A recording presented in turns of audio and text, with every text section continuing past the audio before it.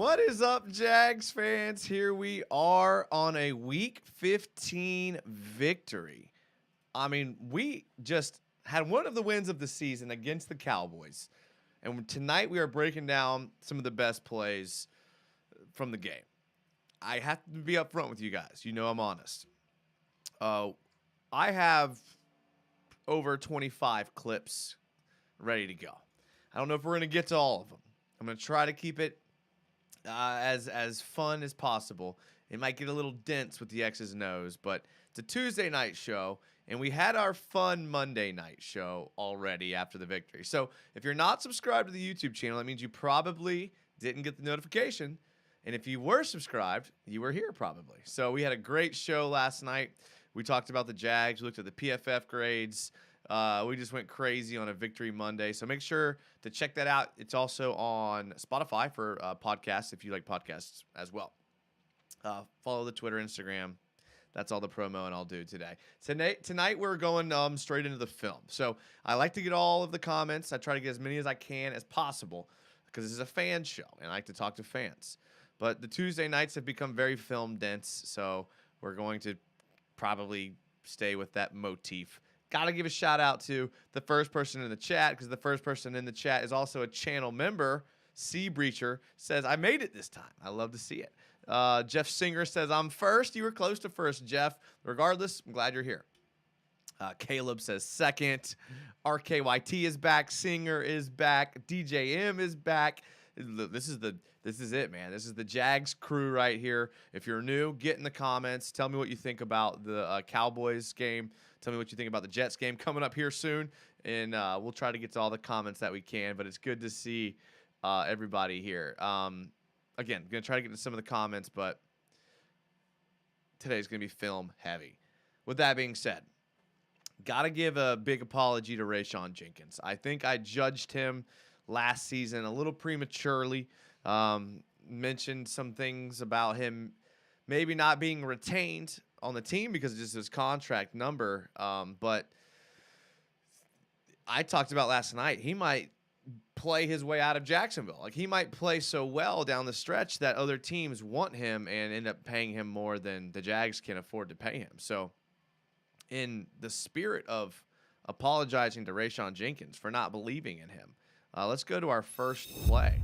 And the first play is the play that we all know all too well, the walk-off interception by Rayshawn Jenkins. And this is it, man. This is absolutely it. When you look at what Rayshawn Jenkins was able to do, made a play on the ball, was at the right place. And look, if you look at what's happening here, they're pretty much in a man defense, drag across the field. We're going to see the reverse view here. And again, Trey Herndon, this is when they moved Trey Herndon to the slot. Man, great catch. Great return. Not much to say about that. They were in man. He was kind of just sinking. It was their great place to be there. Josh Allen gets good pressure on the quarterback. I like this view. I think the Jags send 5, if I remember correctly. Yeah, so the Jags are going to send 5. Aluakon actually, okay, I remember now. Aluakon does a pretty good job. This is a pretty advanced move here. So you're going to see Aluakon here. He's going to engage in the center just to kind of have him engaged, but it doesn't engage enough to where he can get held, and he is able to peel back and play middle of the field. He's probably reading Dak Prescott, probably spying him here. But watch Aluakon again here in the middle of the field. He's going to get enough pressure on the center to engage him, and he's going to back up. But, I mean, good in theory. Herndon's there. Good throw. Just doesn't catch it. Goes right into Rayshawn Jenkins' hand. And, like, look, I always say right place, right time. There's something to be said for that. The wave. I love that. The wave at the end. Look at him. Josh Allen escorting him down the field. Campbell escorting him down the field. The wave. Oh, man. That's good right there. Look, while we're on the Rayshawn Jenkins train, you know, how quickly we forget. That wasn't his only interception of the game. He also had an interception here. Again, just right place, right time. He saw that Dak got outside of the pocket. Arden Key does a good job getting pressure, claps in the pocket, throws it over the tight end's head, and he's there to make the interception. Little baseball turn there. I like it. Good job. Good job, Rayshawn. Got to give it to him.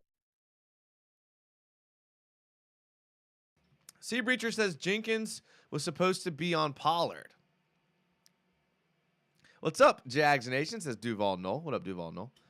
Break down Walker Little. We have some plays of Walker Little in here, for sure. Patrick Long says, let's go, Jags. Perfect timing to be at prime time on Thursday. We get a chance to show all of football that we are legit. I did see the weather from that game. Does not look good. I think 40 degrees, supposed to rain. I hope we can run the ball. I really do. All right, and so before we get to the meat of the show as far as film, we said our apologies to Rayshawn, and not that we were ever mean, but just I underestimated him, and I shouldn't have. He's been playing really well, not just this game. This isn't recency bias. He's been playing well all season. I talked about it a lot on last night's show, so if you want to hear the rest of that, you can go back and listen to that. Another guy who I think has played himself either onto this team or to a contract next year, good contract, is Evan Ingram. I mean, this play might be my favorite play from the game. Again, you guys all know this play. This is Evan Ingram fighting to get out of bounds. I mean, this was the only read on this play. Like, this was it. This was the only read. I mean, if you look at what their out concept was, the Cowboys are in just basically like a two-high man shell, right? So there's two. They're playing half the field, and they're just manning up, all the way across here. And you're going to see these three routes are just vertical routes designed to clear out the underneath. And they're designing Evan Ingram here to drag underneath and use his athleticism. And if you look at, this isn't a great situation. I mean, this linebacker has really good leverage on Ingram way out here. So at the snap, Ingram has to really fight to get the ball here. Good throw by Trevor in the face of pressure. Look, if you look at Sam Williams has been playing pretty well. I'm not going to lie. I like the D lineman for the Cowboys, Sam Williams right here. He's going to get a good release and pretty much blow through Tyler Shatley and pretty much pressure Lawrence. And he has to get rid of the ball quick. He gets in there. Lawrence with someone in his face. You can see, when we watch the reverse angle, you'll see it better. But then the fight to get out of bounds, man. I mean, this isn't the first time Evan Ingram's done this either. He's starting to show a history of getting out of bounds. And getting out of bounds here, stop the clock and allow us to get down the field and score. If it wasn't for this, it wouldn't have happened. I mean, he's reading them all the way. I mean, look at that. It's not great protection there from Tyler Shatley, but it's hard to play offensive line in the NFL. I'll admit that. Good release. What a fight there, man. What a warrior. I mean, I think I made notes about that safety there, 27. Javon Kearse. Yeah, that's Javon Kearse. I mean, I like him. He's a good player. He's a big player. 6'4", 200 pounds, 212 pounds. I mean, he's that right there is what the Jags have been missing for a long time. Is the grit, get out of bounds when they need it, fight when it's uncomfortable. It's what the Jags have been missing for a long time. So I had to start off with Rayshawn Jenkins film. I had to start off with Evan Ingram film. My next piece here, I'm gonna get to some comments. Then I want to talk about Doug Pederson's play calling, and I have some plays loaded up that I think Doug Pederson deserves a bunch of credit. We're gonna look at Trevor Lawrence's throws because we all love Trevor Lawrence, and then we're gonna look at the defense. So we got a lot of film loaded up. I'm gonna try to move through it quick, so I'll try not to get too carried away and ramble. But you guys know I'm a podcaster now, so I ramble. Rob Vinson says, yo, seriously worried about the weather conditions for the game. 100% chance of rain and windy with 11 to 18 mile per hour winds with 40 mile an hour gusts, not Trevor weather. So I do think, a lot of people are mentioning this, and I think Travis Etienne actually looked better last week than he's looked all season. Obviously, he had over 100 yards rushing. Had a good game, but he just looked explosive. Like, he wasn't the one cut back that he's been the last few weeks after his injury. He looked explosive. He was reading gaps. He was giving hesitation moves and accelerating. That's always a good sign for a running back. If you're hesitating and accelerating, that's good. So Not worried about that. I think we'll be able to run the ball. I'm a little worried about Cam Robinson being out and Walker Little. I am worried about Walker Little. I'm not going to lie. I am. He he's okay, but I would feel better with Cam Robinson, obviously. So, we'll see here. Sea Breacher says you can replace Jenkins and Taylor in the draft. I don't think I can say the same for Ingram. That's a good point. Philip Butcher, channel member, says, J-Sauce son, love my Jags United live. Well, Philip, I love that you're here. Thank you for being here. I appreciate it. Oh, man. I love when the channel members get in here. It's always good. Rob Benton says, Travis and Agnew both super explosive. Agnew, we got all kind of Agnew clips loaded up. 100 miles per hour in the comments says, Zach plays bad in weather too. Well, he plays bad anyways, but still. So, Zach Wilson, a guy that I don't think very many Jaguar fans are concerned about. He's a pro quarterback. He'll probably have his moments here and there, but overall, I think the Jags are going to be able to are just the better team in this game. The weather will hurt them, but I think it'll help our defense, and I think it'll make our offense have to run the ball. Look for Trevor to run the ball. Look for guys like Hasty and Connors to get more carries. All right, I'm going to try to get to all the comments here. I'll get to Ben Haney's here. He says, it's time for ETN to step up and be the 1B to Trevor's 1A this Thursday. No more fumbling. Fumbling's a good point because I didn't clip that because I didn't want to, be pessimistic. I have Trevor Lawrence's interceptions clipped, and I don't think I'm going to show them just because I want to keep it positive here. But yeah, Agnew running the ball. You're right. You're right. And when we get to this, all right. So let's good transition. Agnew's a good transition. So he's a big part of what Doug Pederson's trying to do. I really don't think Doug Pederson and the coaching staff are getting quite enough credit. Right? How do I know? So you have players last year that were marginal at best, statistically. Roy Robertson Harris, Rayshawn Jenkins, guys like that were brought in to be playmakers and were, again, marginal statistically. You have the same players, same cast around them mostly, and you bring in Doug Pederson, and now those same guys are playing on the level that you signed to them to be. So it's like the coaching has a big impact. And if you don't, we're quick to blame Mike Caldwell when the defense gives up points, but if you think about it, and there's a lot of youth on this defense, and trying to get all these young guys to understand how to work together, like you have to pretty much keep it simple, and that's where it's going to hurt you is on these teams that are experienced with good coaches, but they're doing the right thing until they mature. Doug Pederson on offense. Let's look at this play sequence here. Okay, this was a 5-6 plays that I want to show you from this drive. Okay, now keep in mind, Micah Parsons is a player that Doug Pederson's trying to eliminate. And you'll notice on these plays, he keeps Micah Parsons out of the play, and he keeps it creative. Okay, so to give you some context, before this play, they had ran the ball with ETN up the middle, basically between the tackles 2 plays in a row, and picked up some yards. Okay, so that's what the defense has seen is 2 plays of that. All right, now let's take a trip down Doug Pederson's play calling express here. Okay, so this is the next play. All right. He's going to put a guy in motion, Agnew, hand it to him on the jet sweep. Again, 2 plays up the middle. That allows Agnew. It allows the defenders to kind of be looking toward the middle of the field. They lose outside containment. Agnew's fast enough to get outside. A good little half hold block here. Like, this is a veteran right here. This is a veteran. When you got a guy like Marvin Jones Jr., he's a veteran. He knows how to not hold, but create enough space. So watch this block here again, all right? Marvin Jones Jr. doing just enough not to get called for holding. Nope, no holding. Look at my hands. My hands are there. Great job. That's a veteran right there. It's a grizzled veteran knowing how to block and not hold. Okay, so that's the first play. All right? The next play, right after that. The very next play. Fake toss sweep, naked boot, tight end sprint. They're going to pull Evan Ingram from the opposite side of the field. They're going to block down with the running backs. Look at this. So they're going to block Zay Jones is going to block down on Micah Parsons. Again, he's looking at him pre-snap. He's like, all right, that's my guy right there. All right. Kirk's going to run like a second level out. They're going to run a deeper out from someone here, and then you're going to see Evan Ingram just shoot across on a tight end sprint. All right, so they're going to neutralize Micah Parsons, keep the defense guessing. Here they go. Blocks down, out of the play. See ya, Micah. Naked boot. Picking up the yards. Again, these are consecutive plays.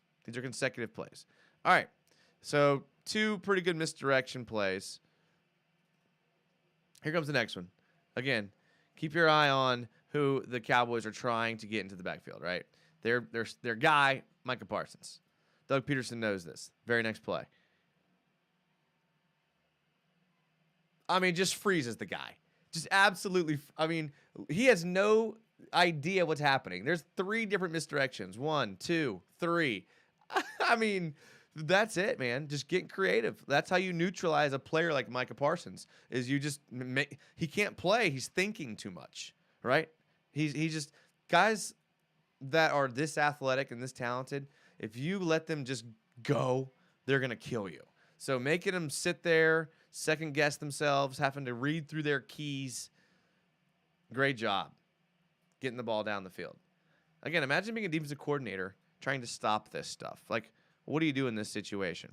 Okay, so I think there was a couple runs. Maybe this is the same drive. Okay, so we are staying on the same drive here. And we are going to this play. Same drive. Fake toss. Oh, but this time it's not a fake toss. This time it goes to Agnew, and he goes upfield. Again, imagine being a defensive coordinator and trying to stop this. Like,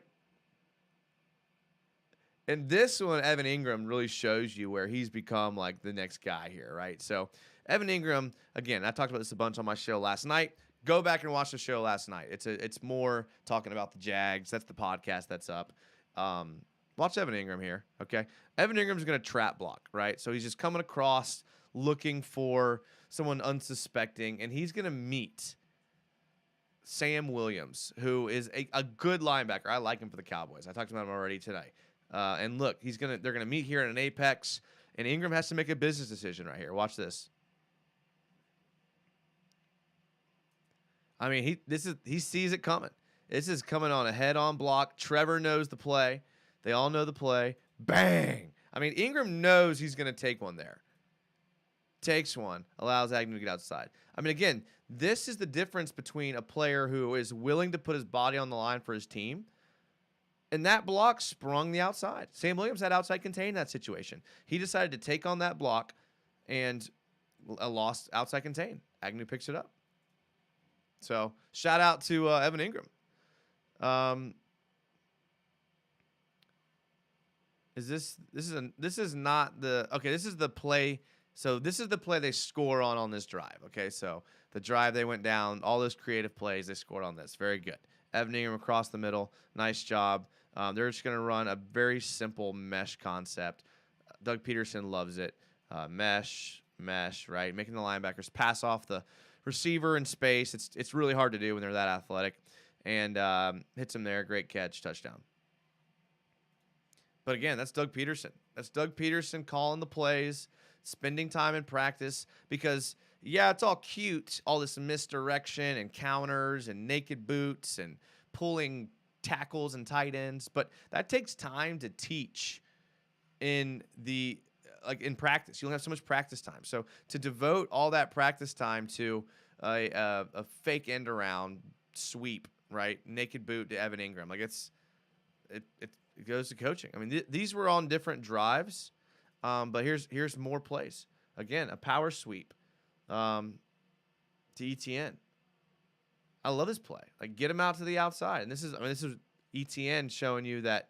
I mean, look at this. This is 3 tight end set here, right? This is 3 tight end set. I mean, this is 13 personnel. I mean, we're talking my language now, right?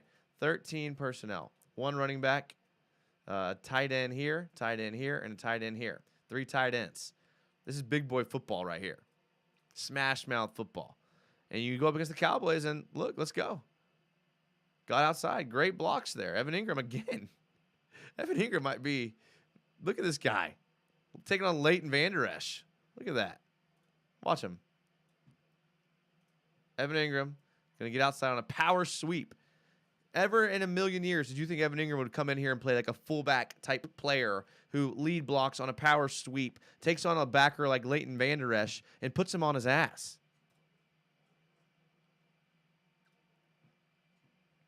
That's it, man. All right, last play, and I'll get to the comments of my Doug Pederson love fest. Last play. Again, different drive.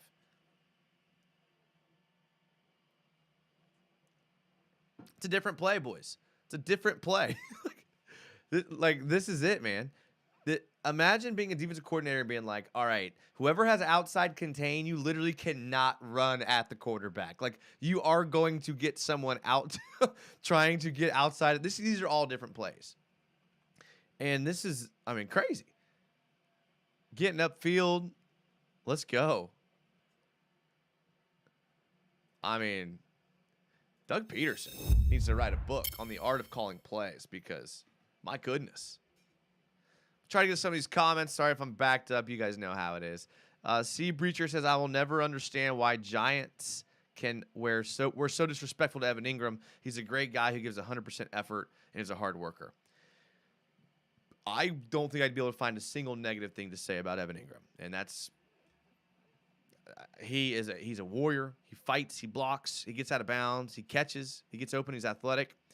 I would love to re-sign Evan Ingram. I'd love for him to just be a Jaguar. He's one of the best tight ends we've had here in a long time.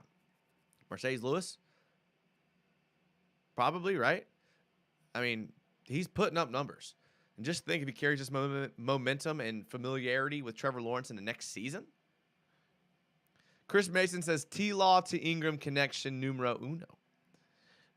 Ben Haney says, 2 weeks ago, I was ready to move on from Ingram. After these last 2 games, I'm reconsidering that. He is starting to make the big plays that don't show up on the stat line, but lead to winning. Yeah, you're right. That's kind of where I'm at. But it's been more than 2 weeks for me. I know it's been the same way for you. But these last 2 weeks, he's really, really catapulted himself into the spotlight. Channel member Philip Butcher says, Evan in that block is absolutely awesome. King David says, Duval. Chris Mason says, Duval. What's up, boys? Glad y'all are here. We've been going over some film. We've hit a bunch of clips already. We basically talked about, we showed Rayshawn Jenkins 2 interceptions. We showed Evan Ingram's fight to get out of bounds. And then we showed like 7 to 8 plays that I thought Doug Pederson really did a good job play calling on. And now we're going to move into Trevor Lawrence because we have one of the best quarterbacks in the NFL. And that's not a hyperbole. Let's take a look here. Again, this is, what is this? I have 6 throws that I just really want to show here.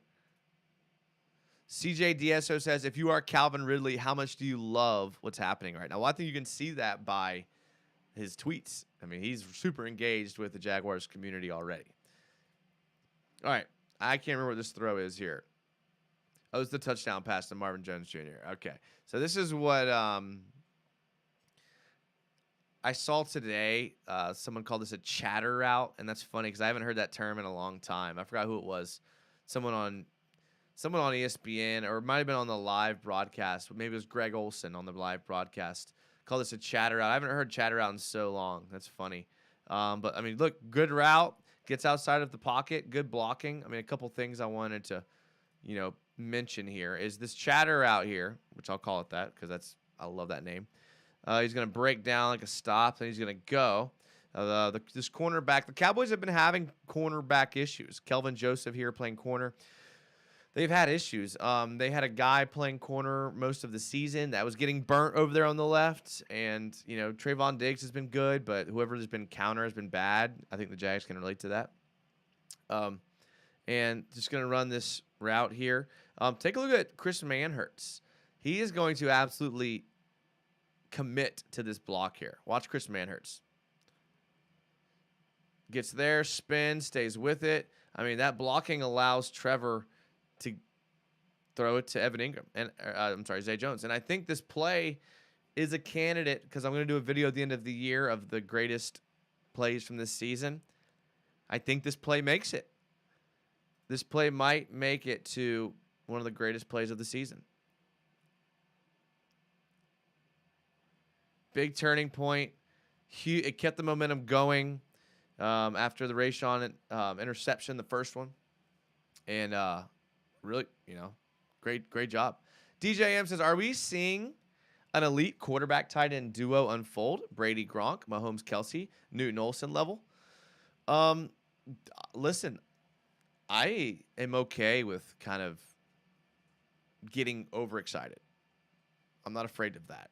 And I think that Evan Ingram, if he continues to even just play on this level, they have that potential. Not to mention if they get better, if their chemistry gets better, if their cohesion gets better. Like, this dude's balling right now. Like, absolutely balling. Is Evan Ingram a top 5 tight end? So I think if you look at the fantasy stats, I can look it up right now. And speaking of that, for all of you that were wondering, the fantasy team that you drafted for me is currently in the playoffs. I'm the number 1 seed. I'll keep you updated on that. Fantasy-wise, he's the 4th tight end in points. So I know fantasy points aren't everything, but 4th in fantasy points is pretty impressive.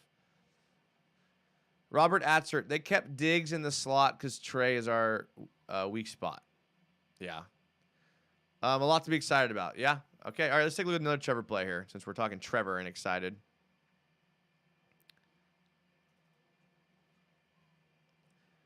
Here's another touchdown to Marvin Jones. Love this route. And what's interesting about this, I don't think I do have the reverse angle here. Watch Trevor's head. Trevor doesn't even look for anyone else. And I mean, he was locked in. I think when he saw this pre-snap, because I'm pretty sure the concepts were designed to kind of flood to Trevor's right. So I think when he saw this formation and he saw there was nobody over here besides this one defender, I think after that, he knew that's where he wanted to go with the ball. So he trusted Marvin Jones to get off this press. Good release. Look, we talk about receivers having a release. It's one of the things that you're evaluated on coming out of a combine or whatever else. So his ability to get off the press. I don't necessarily think this was a great press. I understand that he allowed the inside release because his help was here, and he really fought to keep that leverage, but Marvin Jones just beat him to the space. More athletic, better on this play. Releases, makes a great catch. Great timing throw by Trevor because he was under pressure. Walker Little doesn't do an insanely great job, but he definitely pushes him out behind him. Good throw, good catch, touchdown. That's it. Great throw from Trevor. Which one are we on now here? Oh, I like this one. I'll play it out because I need to sip a drink anyways.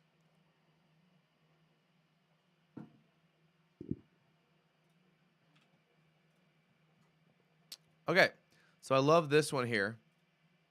I'll play this one for you while I get rid of this bot here. Oh, man. Good little post wheel route. I like that.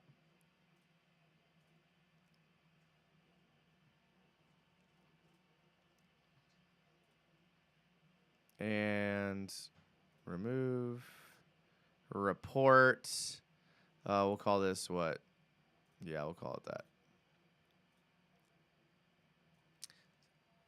See, I learned from the past how to get rid of the bots. So that's what's called evolving. See, again, I'm not going to turn this into a life lesson, but sometimes in life you have to evolve. Like when I first started doing this, I had, spam would come in here and, it'd fluster me a little bit. But I had to learn. You had to evolve. If you're not getting better every day, then you're not trying to achieve your goals. Short life lesson tonight. Short life lesson. We're not getting into it. Listen, I want to because I know a lot of you out there. Are getting down on yourselves. You're getting a little flustered. Keep it going. January's coming up. New time, new year. Listen, write your goals down. All right, I'm not going to get on a soapbox. Here, but this is what I want everyone in the chat to do. Again, I'm just going to spend 1 minute. Fast forward if you want, if you're watching it back. Write down your short-term goals and your long-term goals for next year. I'm telling you, write it down on a piece of paper, fold it up, put it on your nightstand, somewhere you'll see it from time to time. Write down your goals, okay? And just put it somewhere you'll see it. And then in a couple months, you'll see that piece of paper, you'll pick it up, you'll open it, and you'll be like, okay, where am I at in relative to the year and my goals? I'm telling you, it will change your perspective. I read a stat one time about achieving your goals. You are like 80% more likely to do it if you write it down. So just write it down, put it on your nightstand. I'm telling you, you will thank me. You can send me a message on Twitter or Instagram. You can say, hey, Jason, thank you for writing down, telling me to write down my goals because I achieved half of them. And you know what? Half of them seems like a failure, but honestly, you would have probably achieved 0 if you didn't write them down. Write them down. All right, it's longer than I wanted to spend. All right, so next throw here. You guys got me all worked up. We didn't even break down the post wheel. That's a quick step by Cam. I mean, it's too bad Cam Robinson's not here anymore. That was one of those Juwan Taylor steps. Just great throw on the wheel route. Great catch. I mean, hey, you want to play man? Good luck. Pass that off. The Jags do a good job of running pick plays without like intentionally running into the defenders. They really do. They really do. All right, last play from the Trevor Love Fest. Just kidding. I got one more. Again, the play wasn't even designed to hit here, I don't think. If you look at what they're designed to do, they've ran this play a lot, so I know what they were trying to do. Zay Jones was trying to run into this man coverage and allow Kirk to get to the pylon. They run this play at least twice a game, like legitimately. And the Cowboys probably should have known it was coming, and they might have known it was coming. In fact, they covered it so well that they left either trying to avoid the pick or trying to anticipate what's happening. They leave Zay Jones open. And what's designed to hit, Trevor even does that little quick shoulder dip we talked about, the pump fake. It's not there. Guess what? That one is. And I think when we see this reverse angle here, that's a nice throw right here. And I like how Marvin Jones is like literally is the first one to like tackle him in the end zone. Watch this. Oh, that's a tight window, boys. That is a tight window. I mean,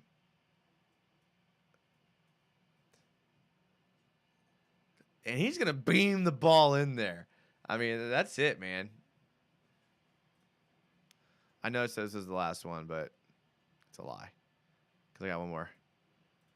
Can't cut off the Trevor train too short. Oh, yeah. This is him rolling out to the left. The dude's a monster rolling out to the left. Just an absolute monster. I don't know. I've literally never seen a quarterback. He might be the best quarterback I've ever seen rolling out to the left. That includes every left-handed quarterback of all time. Yes, let that sink in. I know people are going to think I'm crazy, but I think he is the most accurate rolling out to the left of any quarterback of all time. He, every week, hits these throws.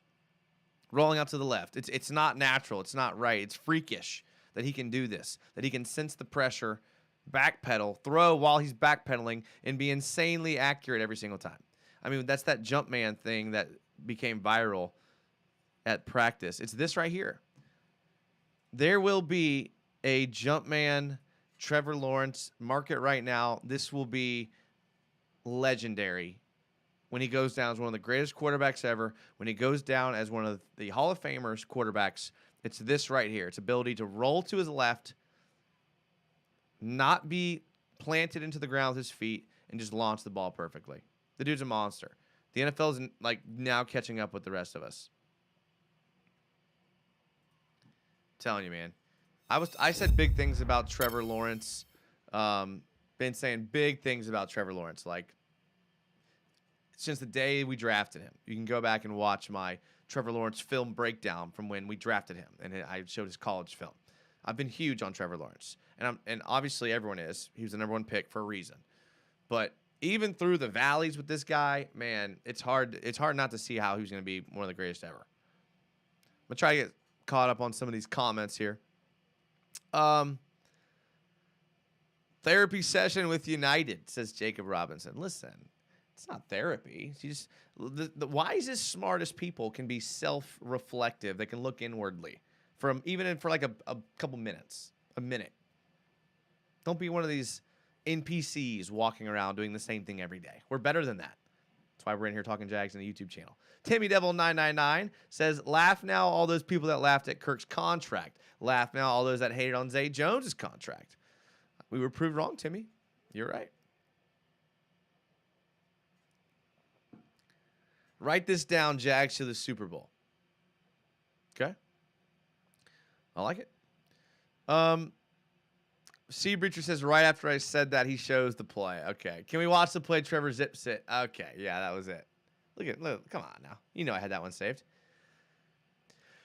Ben Haney says, I want to be at a place where we can assume wins against inferior teams instead of hoping we win games against inferior teams. Kind of like how the Colts were during the Manning days of the AFC South. And I think we're getting there. We're closer now than we've ever been.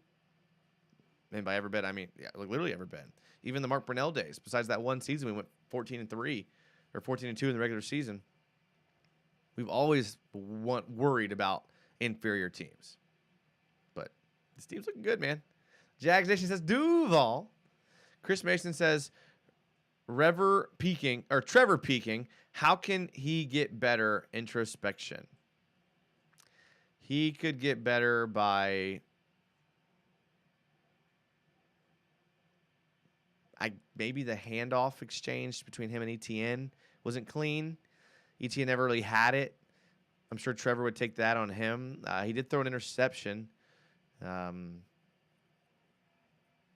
When you get the first, get down. Trevor reviving and elevating his teammates is a great sign. That's true.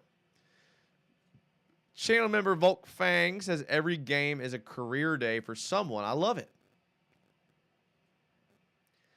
Mally's dad says that like button is looking lonely. Mally's dad is correct. Please hit the like button. And I have to give credit where credit's due.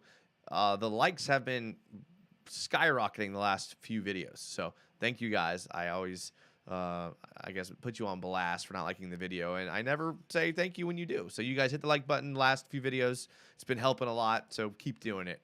Tell a friend if you want that's a Jags fan. Alana's dad says Tony Baselli said Walker Little isn't good with his hands.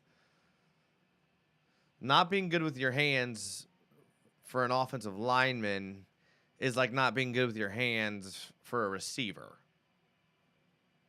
So that's not a good sign.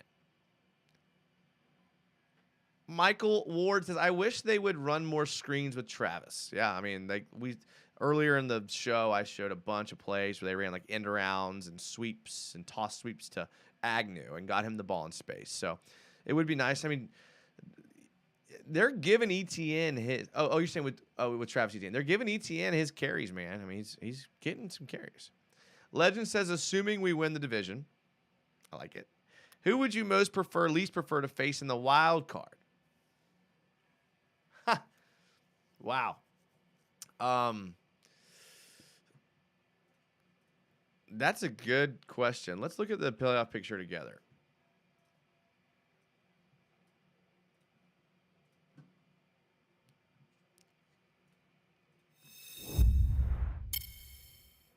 So right now, you have the Bills and the Chiefs that have clinched a spot.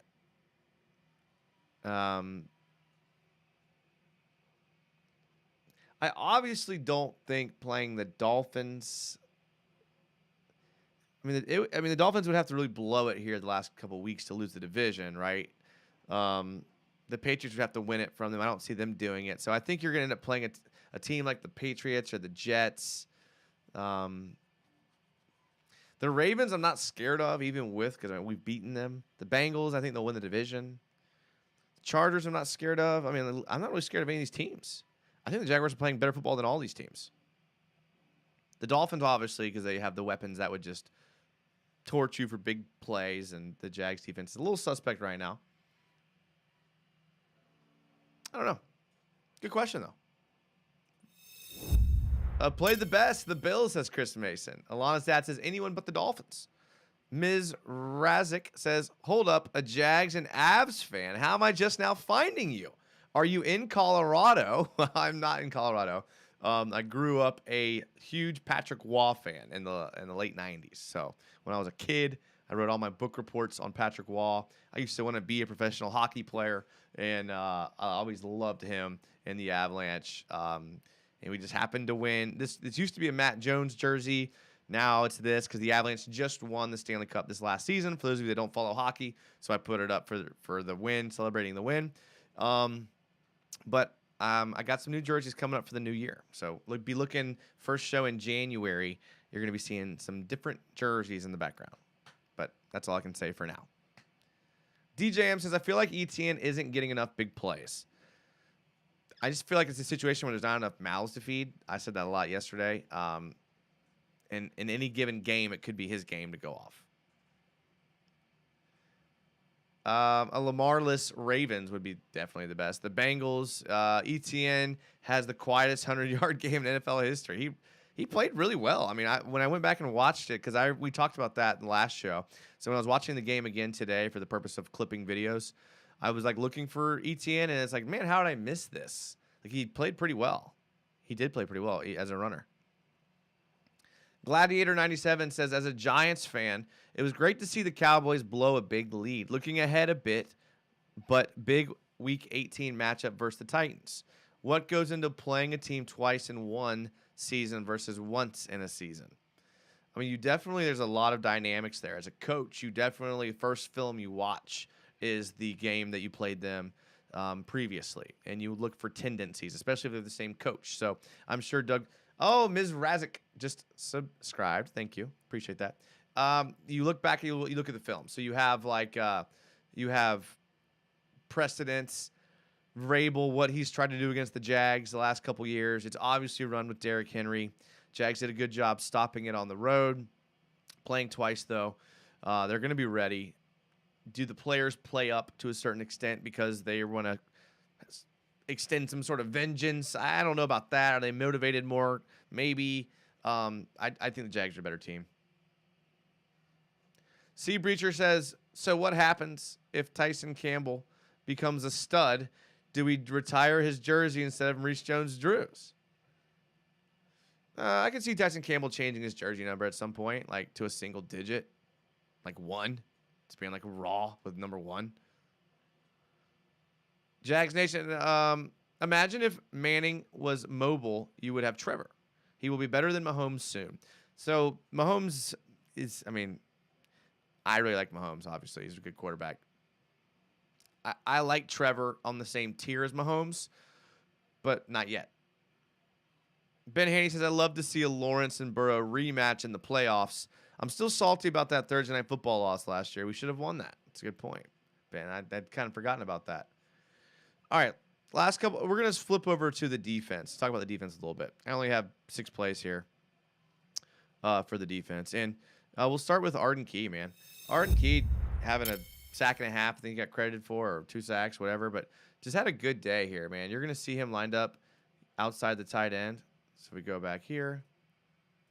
You can see him line up outside the tight end. This is rookie tackle Tyler Smith. He's from Tulsa. He's going to be a decent player. But this is what Arden Key was brought in to do, to expose rookie, inexperienced linemen. Gets him going, dips under. Some people would say this is a coverage sack because he has to move up in the pocket. Maybe it is, but the motor of Arden Key gets there, gets the sack, team effort, collapse the pocket. Dak Prescott didn't do as much running outside of the pocket that I would have done if I were the Cowboys, because the Jags have shown a history of not being able to stop that. Here's Arden Key again. Another sack from Arden Key. See if we can find him. That's our boy Clavon right there. He's going to be out here. Again, 9 tech.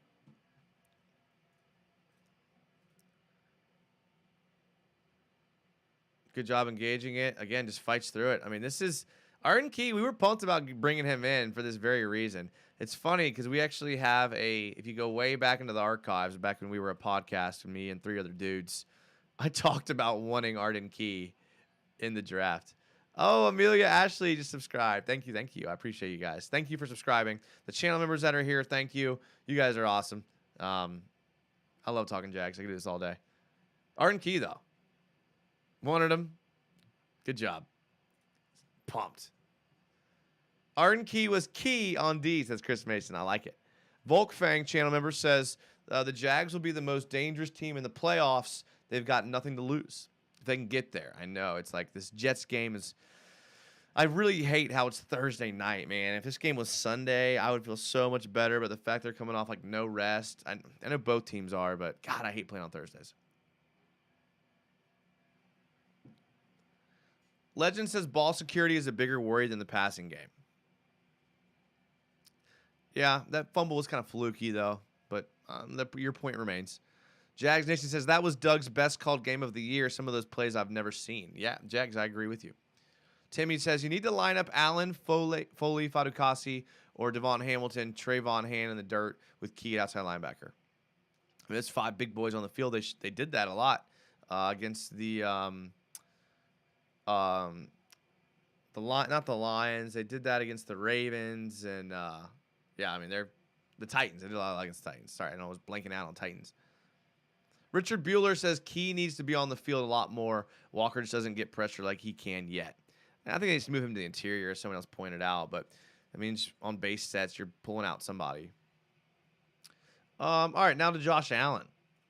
Because Josh Allen, I mean, he's playing better. I mean, the whole defense is playing better. I mean, everyone is. And he gets a bull rush sack here. Another guy who we're going to have on the team next year, but we're going to have some serious considerations about what we're going to do with him next year. I like him. I have a couple plays on here that I like about him. It's a good sack here. Good sack. Again, just working Peters there, getting him to the back. Arden looked like prime Von Miller. Yeah. I need to see Allen and Walker go off for the rest of the season. I don't want to go into next year's draft wasting picks on D-line. Wide receiver and corner should be the main focus. Corner, I think offensive line is going to have to be addressed just because you got to have depth there. You know you're going to have injuries. And we're like one injury away from having a serious liability. And if you're going to be a team that makes a run, a serious run, you cannot have an extreme liability on your offensive line. You can't. So I know it's hard, but I think that's where you draft. Draft some young guys who can come in that are talented. You can develop, and hitting on Fortner is huge. Sheriff is playing pretty well. Shatley's playing pretty well, but again, you're like one injury away there. I don't know what Barch is going to give you when he gets back. I don't know if Juwan Taylor gets re-signed. So if you don't re-sign Juwan Taylor and you start Walker Little, now you have no room for error as far as injury. So I think offensive line ends up being a bigger concern than people are talking about. I think receiver, you're fine with Calvin Ridley. Was it a coincidence that the D-line was better with Walker out? Ben, yes. No, I don't know how to answer that, but wasn't because of Walker. We talked about on the show, Ben, remember, that the Cowboys' offensive line was going to be a liability. They've had a lot of injuries on that offensive line, especially the tackle position. So they were injured. They had old dudes coming in that were playing. They were on pitch counts, and I knew the D-line was going to play well against this offensive line because they were injured. Absolutely injured. Do you think Darius is playing well enough on the outside to the point where we won't need to draft an outside corner in round 1? Yeah, I think that's well put. But I don't know how they feel. So however Caldwell and Pederson feel about that, they could like him in the slot. Listen, we just saw a game where CeeDee Lamb torched us, and he lined up in the slot almost exclusively. So do you need a guy who can move between the slot and the outside? Probably, because you can't have Trey Herndon on a guy like CeeDee Lamb. And why it took them 3 quarters to make that adjustment, I really would like to get an answer on that. I wish someone in the media would have asked that. But I get it. A lot of people in the media don't really know how to look at X's and O's, and they probably don't feel knowledgeable enough to ask a question like that. Zach Martin needed help. Yeah. All right, let's go to another one here from the defense. All right, so this is the play. Okay, this is what I want to show you guys. And I kind of talked about this a little bit yesterday's show. But this is the play everyone got mad about Josh Allen being in coverage.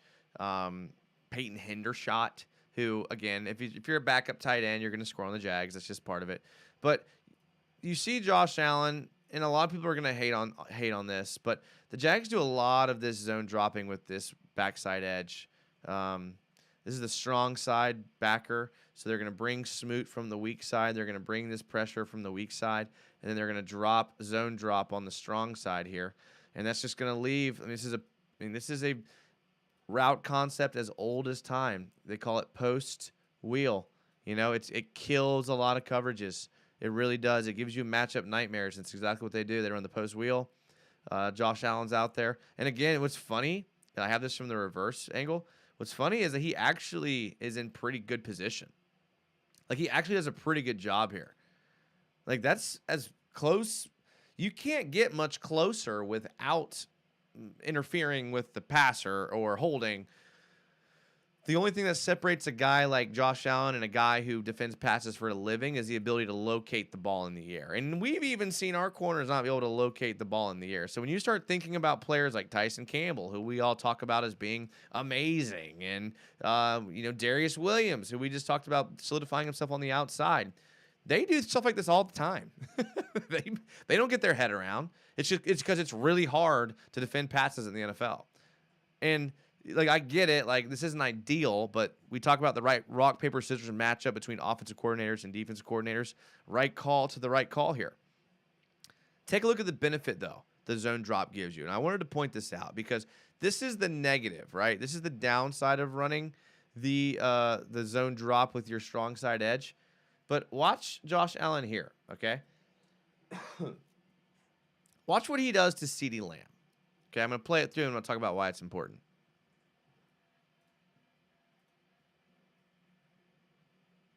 Watch it again. Bam. Bam. Bam. All right, so listen. When you're a team like the Jags, what's been killing you? What's been killing you is this underneath stuff, this underneath drags where your linebackers, Devin Lloyd and Chad Muma and Aluakon, have had trouble covering these shallow crossers with speed in the slot. So what do? How do you stop that? You say, all right, Josh Allen, plant him on his ass when he comes across the middle. And the only way he can do this is if he's in that zone drop scheme. So, yeah, you could end up in a situation where he's having to cover a wheel route on a backup tight end, but I would rather that than allowing CeeDee Lamb to get a free release. Because look, if he does get a free release, he basically just has to get either in front or behind of Aluakon and just stay behind Devin Lloyd, and he's wide open. And Dak Prescott's waiting for that to open up. And when he gets laid out, he has to turn his helmet to another read there. Watch Prescott. His first read is going to be CeeDee Lamb. Knocked down, goes to his next read. Makes the throw, but so maybe it's a moot point. But all right, last one. Just because I'm crazy about Andre Sisco right now. Love him. All right. So you're going to see him right here in the middle of the field. Again, another play. They caught us in it twice. For those of you that were like, it's not worth it, then you might have a better point here because, again, you're going to see Smoot chasing a wheel route. Okay? The difference here is that Sisco was able to get from this far side hash over to the boundary. This takes a lot of athleticism, takes a lot of, like, quickness, gets there, probably a little bit late of a throw by Dak, but look, Smoot gets beat there on the wheel. Trying to cover Pollard. Makes contact, good job, just enough. Oof, watch from the backside here.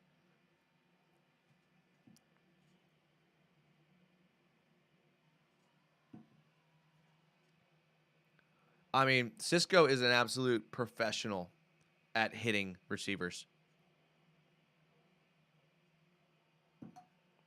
Great job. Great job, boys. So, again, I like the zone drop. Me personally. A lot of people in the comments talking about Walker Little. Walker Little will be much better than Juwan Taylor. Okay. Interesting you think that, Joe. Not saying you're wrong. I haven't seen that. I think Walker Little's better at left tackle than he is right tackle. Alana's dad agrees with me. Okay. Jags Nation says, nah, he is, but Caldwell has him dropping in coverage so much. He's 6th in coverage snaps as an edge. We know Allen is capable of being an elite pass rusher. He had 11 sacks as a rookie. It's an interesting take. So, Jags Nation, you're saying that the sack numbers are down because the Jags are choosing to use him more in pass coverage. Smoot got a hand on that, says Kaio King. I like Smoot, man. I like Smoot a lot. Timmy Devil 999 says, Walker Little barely held his own. I'm not trusting that right side to him. I'd rather trade him than let him start the whole season. Wow, Timmy, it's harsh. Philip Butcher, channel member Philip Butcher says, Sisco is an eraser. Carthage says, Walker is a natural left tackle. I think he'll be fine with Cam out. I do like him better at left tackle. I like Cam, though. I think Cam's a good tackle, so Like, I was bummed when I saw him go down. And look, props to him for walking off the field. Taylor sucks, says Joe. Ian Funderburk says, hey, first time catching a live show. Ian, what up, bro? He says, long-time listener, a viewer, though. Ian, glad you're here, brother. I appreciate you being a listener and a viewer. Appreciate that. I love doing this, as you guys can tell. Mally's dad says, do you a breakdown of the film Dak sitting on the grass waiting for his juice box? Come on, Mally's dad. DJM asks, is Kirk better than Sauce Gardner? I don't think Sauce Gardner is going to have nearly the success covering Christian Kirk as he's had in the past with these other players. None of these other teams that he's had to defend against. Let's look at this. I'm sorry. We're going to talk about Sauce Gardner versus Christian Kirk right now.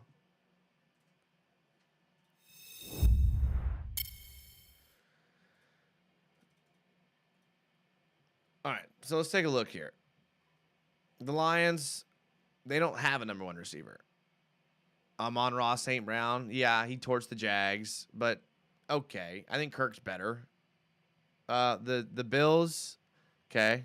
The Vikings, okay. So let's just ignore this. My point doesn't need this, and my point doesn't need this. We won't worry about Stephon Diggs and Justin Jefferson. Oh, what receiver do the Jets or do the Bears have? Nobody. Patriots? Nobody. Bills, again, we're just going to ignore them. Patriots? Nobody. Packers? Nobody. Broncos? Nobody. So, I mean, every other week he has to play a good receiver, but every other week he's playing a team with no receiver at all.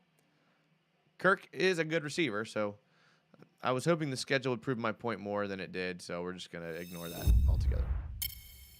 Philip Butcher says, still waiting on y'all to hit that like button. Come on, guys. Hit the like button. We're an hour in. Jags Nation, injuries, scheme, a lot of plays, part in his decline. Even he's fallen off a bit, but his numbers fallen off a lot have to do with stuff out of his control. Mess around and find out if we go after Sauce. I'd rather not try it in the playoffs on the line. Bro, I'm not scared of him.